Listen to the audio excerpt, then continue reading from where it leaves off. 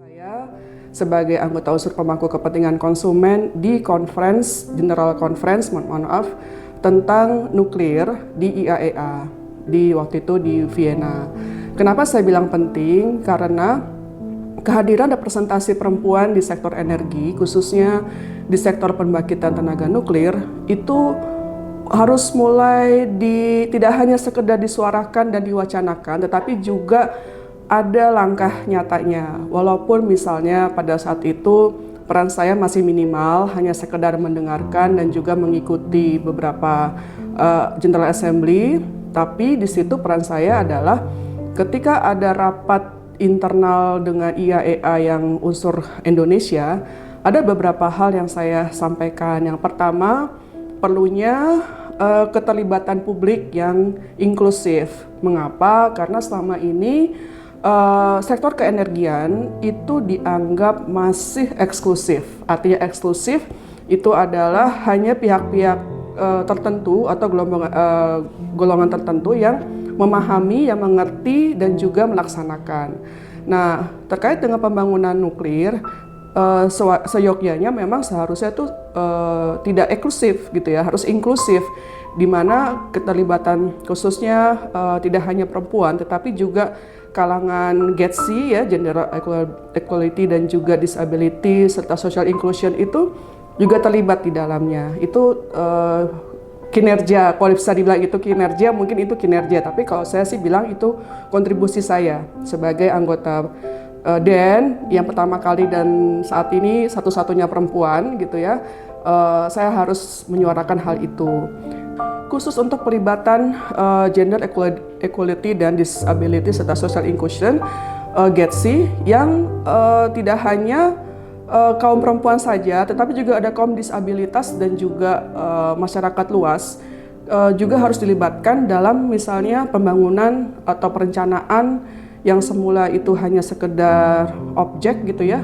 Nah, keterlibatan mereka itu penting. Nah, jadi saya juga seringkali menerima undangan, permintaan menjadi pembicara dan juga rapat-rapat yang dihadiri oleh para organisasi masyarakat tersebut.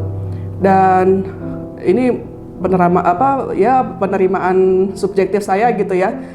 Dibilang katanya ini pertama kalinya Dewan Energi Nasional itu terbuka atau friendly kepada ormas seperti itu. Nah, saya tidak tahu apakah hal demikian memang benar adanya atau hanya sekedar penilaian subjektif saya. Jadi kurang lebih itu. Dan yang terakhir, pendanaan dekarbonisasi. Ini penting disampaikan kepada publik juga. Kenapa?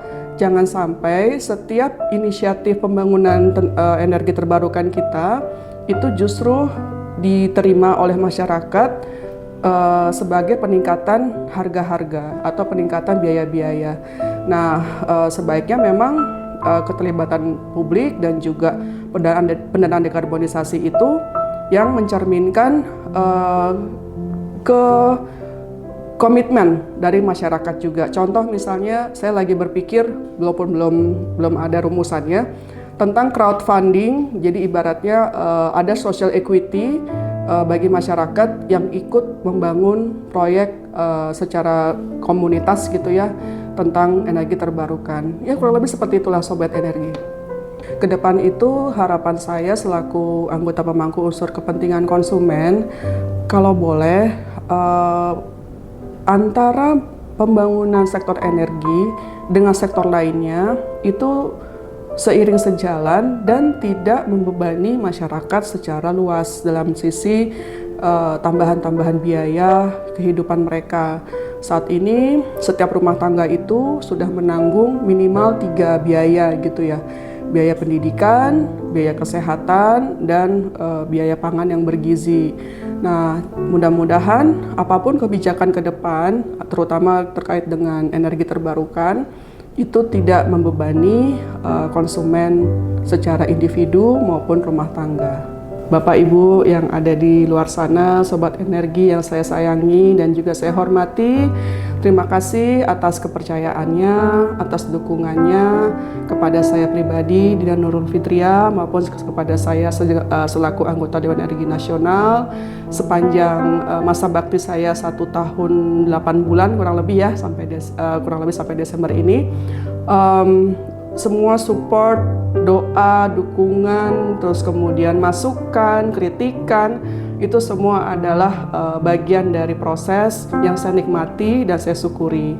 Semoga kita bisa terus berkolaborasi, terus bersinergi, dan mewujudkan kemandirian energi, ketahanan energi, dan kedaulatan energi.